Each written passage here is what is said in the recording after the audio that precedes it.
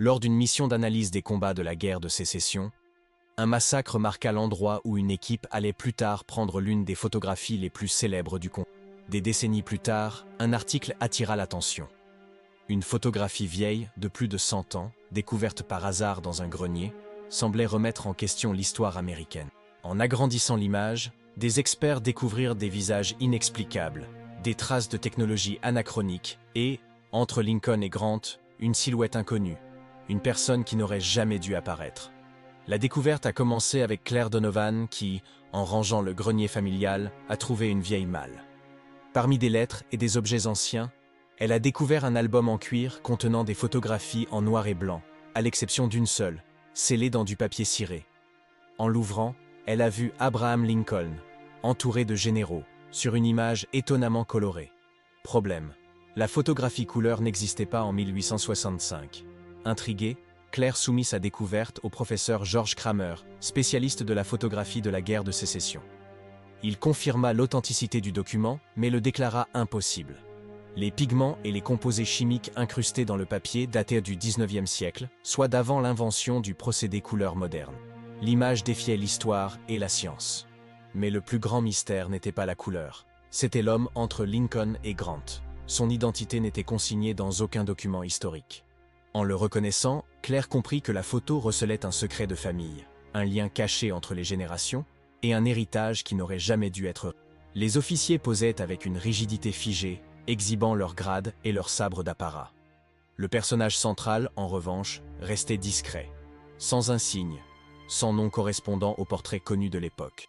Il portait un uniforme, certes, mais sans aucun signe distinctif de grade. Son expression? Ferme, concentrée, comme si elle ne faisait pas simplement partie de la photographie, mais qu'elle était quelque chose au-delà. Claire a alors compris. Elle avait déjà vu ce visage, non pas dans des livres, mais sur une photo bien plus récente appartenant à sa propre famille. Elle ouvrit une image numérique sur son téléphone portable. Une photo de 1912 montrant un homme devant une grange, une main posée sur la tête d'un chien. Il était plus âgé et plus corpulent, vêtu comme un fermier. Mais la mâchoire, les oreilles, l'arc de ses sourcils, c'était bien lui. Le même homme, aux côtés d'Abraham Lincoln, près de 50 ans plus tôt. « Ça doit être mon arrière-arrière-grand-père », murmura Claire.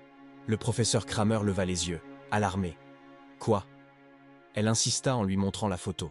Kramer se pencha sur l'écran, fronçant les sourcils en comparant les deux images. « Il ne figure dans aucun document de la guerre de sécession », murmura-t-il, plus pour lui-même que pour elle. Il était peut-être volontaire, un civil déguisé en soldat. Un silence pesant s'ensuivit. « William Donovan », lui rappela Claire. Mon grand-père racontait souvent des histoires à son sujet. Son grand-père avait combattu pendant la guerre, mais avait disparu avant la fin. Aucun détail n'a été donné, si ce n'est qu'il n'est jamais revenu. Il a été porté disparu au combat. Claire ouvrit son ordinateur et commença à consulter les archives militaires de la guerre de sécession. Quelques minutes plus tard, elle trouva Donovan, William, grade, infirmier, 104e régiment d'infanterie de New York. Statut, porté disparu. Dernière fois vue, 6 avril 1865. Une seule entrée, une seule note. Aucune explication. Kramer garda les yeux rivés sur l'écran. Le 6 avril, 3 jours seulement avant la reddition de Lee. Claire hocha lentement la tête. Alors, s'il a disparu le 6 avril, comment se fait-il qu'il apparaisse sur une photo du 9 avril, à Appomattox, à côté de Lincoln? Kramer ne répondit pas. Il était déjà en train de taper frénétiquement sur son ordinateur portable. Quelques minutes plus tard, il leva les yeux. Il n'existe aucune photographie connue de Lincoln à Appomattox, seulement des gravures, des croquis et des lettres. Si elle était réelle, ce serait la première image authentique de ce moment historique. Claire ressentit une fierté soudaine, aussitôt suivie d'une profonde peur. Cela pourrait-il prouver que son arrière-arrière-grand-père était plus qu'un simple médecin de guerre? Ou bien avait-il été placé là intentionnellement, au mauvais endroit, au mauvais moment? Si quelqu'un l'a intentionnellement piégé sur cette photo, et a ensuite fait en sorte que le monde l'oublie, alors l'enjeu était bien plus important. Des archives effacées, de vagues rumeurs familiales, une photographie peut-être vouée à disparaître. Le silence qui entourait Donovan ne ressemblait pas à un oubli historique.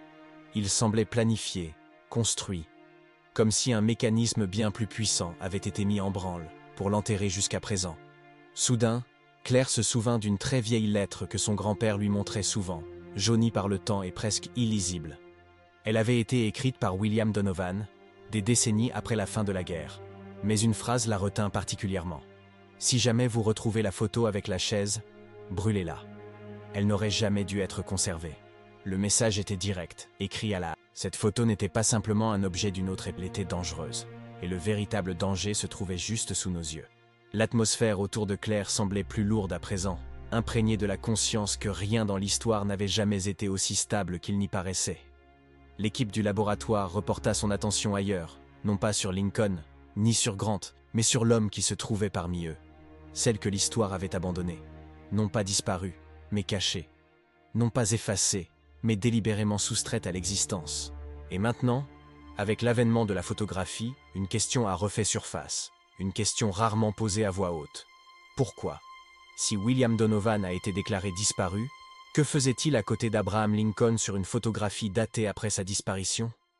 À première vue, William Donovan était une anomalie. Présent, silencieux, au moment le plus tendu de la guerre de sécession, et pourtant absent de tous les documents officiels. Aucun grade militaire, aucune promotion, aucune trace de son décès. Juste une discrète mention. Porté disparu au combat, le 6 avril 1865. Mais, et s'il n'avait jamais disparu? De retour au laboratoire de la Société historique de New York, le professeur Kramer a approfondi ses recherches dans les archives du département de la guerre. Tard dans la nuit, il appela Claire, la voix tendue après des heures de lecture. « J'ai trouvé quelque chose. Tu dois venir ici tout de suite. » À l'arrivée de Claire, Kramer alla droit au but. Il ouvrit un journal de terrain rarement consulté, daté d'avril 1865. Une simple ligne dans une note plus longue disait « Devait être déplacé au poste d'observation, à la demande d'Al. Ne pas consigner. Arme seulement en cas de nécessité. » Claire cligna des yeux, perplexe. « WD ? Département de la guerre, répondit Kramer. Et Al signifie probablement Lincoln. C'était un surnom utilisé dans des communications privées par certains de ses plus proches collaborateurs. Le silence qui suivit fut absolu. Ce qui avait commencé comme une simple photographie isolée se retrouvait désormais lié à un document officiel, suggérant une hypothèse que peu d'historiens ont osé envisager, que, dans ces derniers jours, Lincoln aurait pu créer une unité secrète et informelle opérant en dehors de la hiérarchie militaire officielle. Une unité qui comptait des hommes comme William Donovan. En examinant les dossiers, l'équipe fit une découverte inattendue. Un journal de terrain mentionnait des escortes temporaires pour des missions secrètes, affectés en dehors de la chaîne de commandement officielle. Il s'agissait d'hommes non identifiés chargés de protéger des personnalités clés, dont le président Lincoln lui-même. Claire était sous le choc. Lincoln avait-il son propre réseau secret? Kramer a confirmé. Il y a toujours eu des rumeurs, mais rien d'aussi concret. La preuve est apparue sous la forme d'une vieille photographie. Elsa, experte en criminalistique, a agrandi le col de l'uniforme de William Donovan et y a découvert un écusson presque invisible portant l'inscription PEC, Comité d'escorte présidentielle, une organisation qui, officiellement, n'a jamais existé. D'après des documents cryptés et des journaux intimes, Lincoln aurait créé ce groupe afin de disposer d'informateurs de confiance en dehors de l'armée et du cabinet. L'emblème sur son manteau prouvait que Donovan n'avait pas disparu. Il avait été convoqué personnellement par Lincoln. Mais de nouvelles questions se posaient. Pourquoi tant de secrets? Et pourquoi Donovan, si proche du président, avait-il disparu de l'histoire? Kramer réfléchit. Lincoln avait besoin de fantômes, fiables à la fin de la guerre. Des hommes discrets, invisibles. Et la chaise vide sur la photo, jusque-là ignorée, prit une nouvelle signification. Un symbole de préparation face au danger. Mais le véritable choc survint lorsqu'Elsa examina à nu. Sous l'écusson, un message brodé, presque invisible, se dévoilait. Cible vérifiée. Veuillez patienter jusqu'à ce que... 14 avril. Objectif confirmé. Restez jusqu'au 14 avril. La date était fatidique. Le 14 avril 1865, la nuit de l'assassinat de Lincoln. Le laboratoire garda le silence. Si le message était authentique, il indiquait que Donovan était au courant de la menace et avait été chargé de protéger le président jusqu'à ce jour. On dirait une mission, pas une patrouille, a déclaré Mason. Elsa a ajouté « et tenir jusqu'à implique une date limite ». Une limite. Cette révélation a transformé un mystère historique en quelque chose de bien plus sombre, un secret enfoui entre les coutures et les silences. Il se trouvait près de Lincoln, peut-être même en dernière ligne de défense. Pire encore, il a peut-être été le témoin silencieux d'une menace qui s'est concrétisée avant qu'il ne puisse réagir. Soudain, sa disparition des archives ne semblait plus être une tragédie, mais une tentative de dissimulation. Claire se souvint de la vieille lettre. « Si jamais tu retrouves la photo avec la chaise, brûle-la. » Maintenant, tout s'éclairait. Quelque chose de si terrible qu'il aurait pu ébranler même les cœurs les plus forts. La photographie n'était pas seulement la preuve d'une absence, mais aussi la preuve d'une connaissance, d'une préfiguration, et peut-être de échec. Ce qui rendait cette découverte encore plus choquante, c'était la chronologie. La note précédente indiquait que Donovan avait été transféré au poste fantôme seulement 3 jours avant la reddition de Lee, le 9 avril. La photo le montrait encore en vie, en service, sa mission active jusqu'au 14 avril. Mais après cela, plus rien. Aucune trace, aucune mention. « Il aurait dû l'arrêter », murmura Claire. Kramer garda le silence. De nombreuses inconnues subsistaient. Peut-être Donovan avait-il les moyens d'empêcher l'attaque, mais il ne les avait pas. Peut-être attendait-il des ordres qui ne sont jamais venus. Peut-être, et c'est encore plus tragique, a-t-il été éliminé avant d'avoir pu faire quoi que ce soit. Une chose était sûre. Quelqu'un avait cousu ce message dans son manteau. Il est parti en sachant exactement ce qui allait se produire. S'agissait-il d'un message qui lui était destiné personnellement, ou d'un indice laissé au cas où quelque chose tournerait mal? Impossible de le dire. Mais cette photographie, jadis considérée comme une curiosité d'époque, s'était transformée en toute autre chose. Le message soulevait également une possibilité terrifiante. Donovan avait... Il était réduit au silence avant même d'avoir pu agir. Pendant des jours, toute l'attention s'est portée sur les visages de la photo. Lincoln, Grant, Meade et le mystérieux William Donovan. Mais après la révélation du texte secret sous le revers de la veste de Donovan, Elsa, la spécialiste en imagerie médico-légale, s'est intéressée à un élément tout aussi énigmatique, la photographie elle-même.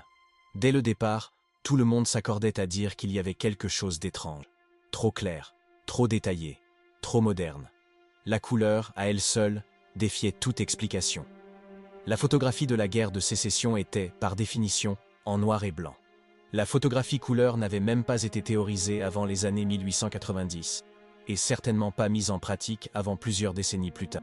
Alors, comment était-ce possible? Elsa a effectué une nouvelle analyse spectrale, isolant cette fois les données pigmentaires de l'image.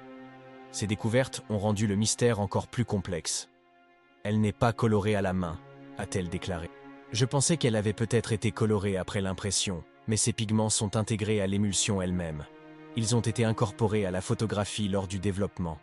Le laboratoire se tue. »« Impossible !» murmura Mason Lee, le restaurateur de papier. « Le papier albuminé argentique des années 1860 ne peut pas retenir les colorants chromogènes. Sa composition chimique ne le permet pas. » Elsa hocha lentement la tête. Et pourtant, d'une manière ou d'une autre, celui-ci se comporte bien. Son rapport détaillait l'analyse, des couches de gomme arabique, des liants d'origine animale et, plus surprenant encore, des pigments organiques issus de la betterave et de l'indigo. Ces deux substances étaient utilisées pour teindre les tissus au XIXe siècle, mais n'avaient jamais été documentées par la photographie ancienne. Des composés oléoréactifs et exposés à la lumière dans un bain contrôlé, les produits chimiques semblaient se lier suffisamment longtemps pour fixer la couleur dans des conditions extrêmement spécifiques. Il s'agissait manifestement d'un prototype expérimental, trop complexe pour le grand public, trop fragile pour être reproduit. Et pourtant, il était là. « Mais comment est-ce possible ?» demanda Claire, stupéfaite devant l'écran. « Ce n'est pas qu'une simple photo. C'est un prototype. » Kramer acquiesça. « Cela semble tout à fait plausible. » En consultant des documents historiques peu connus, Elsa découvrit quelque chose d'encore plus intrigant. Une entrée de journal datée de 1866, appartenant à l'un des assistants du photographe Timothy O'Sullivan, considéré comme l'un des plus grands photographes de la guerre de sécession. Le texte indiquait « Le président a demandé une plaque commémorative unique avec un code couleur pour son portrait. Aucune démonstration ne sera faite. Développement privé recommandé. » Cette phrase a illuminé toute la pièce. Kramer est allé plus loin. Lincoln n'a jamais été un homme obsédé par la vanité, mais plutôt par le sens. Il tenait à préserver ce qui comptait. S'il a effectivement commandé une expérience photographique, c'est qu'il entendait la laisser résister à l'épreuve du temps. Cela expliquerait tout. Cette photographie n'était pas destinée au public. Il ne s'agissait ni de propagande de guerre, ni d'archives militaires. C'était une capsule temporelle visuelle, une tentative de préserver non seulement des visages et des uniformes comme symboles, mais aussi des messages, des techniques et des indices, compréhensibles uniquement par les générations futures. Et qui de mieux placé pour garder un tel secret qu'une personne extérieure aux registres officiels?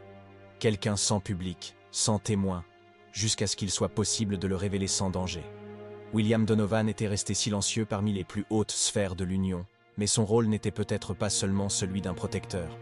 Peut-être était-il un porteur, le gardien de quelque chose qui le dépassait, une photographie conçue à dessein. Un document qui dissimulait les derniers secrets d'un président, à la vue de tous. Mais une énigme demeurait. Si la photographie avait été prise en secret, pourquoi Donovan l'a-t-il conservée? Pourquoi a-t-il demandé à sa famille de la détruire? Et pourquoi, plus d'un siècle plus tard, ne refait-elle surface que maintenant? Claire l'ignorait jusqu'à ce qu'elle découvre la lettre. Une simple page pliée, glissée dans la pochette de l'album photo original. Un mot signé simplement « Al ». La question n'était plus de savoir si la photo était authentique, mais pourquoi Lincoln avait voulu qu'elle soit prise. À cet instant, Claire Donovan accepta une vérité que peu connaîtraient jamais. Sa famille avait préservé un chapitre oublié de l'histoire américaine. Ni une rumeur, ni une relique, mais un lien direct avec les derniers jours d'Abraham Lincoln, et avec un réseau secret si profond qu'il existait à peine sur le papier.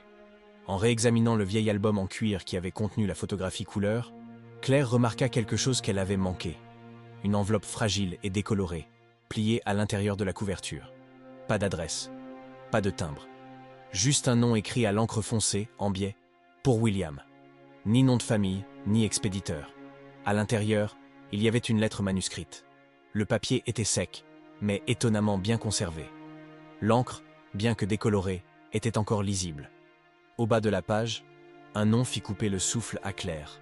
Kramer, portant des gants, ramassa la lettre et commença à la lire à voix haute. Une vieille lettre change tout. Écrite par Abraham Lincoln et adressée à un homme nommé William Donovan, cette lettre révélait une mission secrète. Observer, protéger et rester invisible, même face à l'histoire. Si l'histoire vous oublie, laissez-la faire, a déclaré Lincoln. De Donovan n'est pas le fruit du hasard. Il a été délibérément effacé des archives, des listes militaires, de la mémoire collective. Agent discret entre les généraux et les soldats, il était le gardien de secrets que même le président ne pouvait révéler. Des décennies plus tard, une photographie couleur de la guerre de sécession, montrant Donovan aux côtés de Lincoln et Grant, refit surface. L'image défiait la chronologie photographique et révélait un personnage qui n'aurait jamais dû exister. Sa descendante, Claire Donovan, refusa des offres de plusieurs millions de dollars pour l'acquérir. La photo, disait-elle, n'était pas une marchandise, c'était une promesse. En partenariat avec la New York Historical Society, Claire a créé une exposition intitulée « L'homme qui est resté le même ». Au centre, une image agrandie montrait un Lincoln épuisé, une chaise vide et Donovan entre eux, l'observateur oublié. Ci-dessus, une phrase extraite de la lettre « Certains hommes se battent avec des épées, d'autres avec le silence ». Donovan s'est battu avec le silence, et son absence est devenue son héritage. Il a exécuté l'ordre de Lincoln. Il est resté là où personne ne l'attendait, a vu ce que personne n'a remarqué et a disparu lorsque le monde a continué à tourner sans lui. Au fil du temps, des chercheurs ont commencé à enquêter sur l'origine de cette correspondance. Certains doutèrent de son authenticité, d'autres y voyèrent la preuve d'une opération parallèle menée par Lincoln lui-même durant les derniers mois de la guerre. En réalité, les documents, analysés en laboratoire, correspondaient au papier et à l'encre de l'époque. Et, plus important encore, le ton personnel de la lettre ne semblait pas être celui d'un commandant, mais celui d'un homme qui faisait entièrement confiance à un autre. Pour Claire, cette découverte transforma une simple curiosité familiale en une véritable vocation. À chaque nouvelle analyse, elle comprit qu'elle ne cherchait pas seulement à restaurer un nom oublié, mais à comprendre pourquoi certaines vérités avaient été condamnées à l'oubli. Le sous-texte de la lettre révélait bien plus que des ordres. Il dévoilait une philosophie silencieuse de loyauté et de sacrifice, l'idée que la vérité ne survit parfois que lorsqu'elle est cachée. Aujourd'hui, son histoire refait surface, un rappel dangereux que le passé peut receler des vérités qui n'étaient pas destinées à être découvertes. Et vous? Si vous aviez la preuve que cette histoire était fausse, la cacheriez-vous ou la révéleriez-vous au monde entier?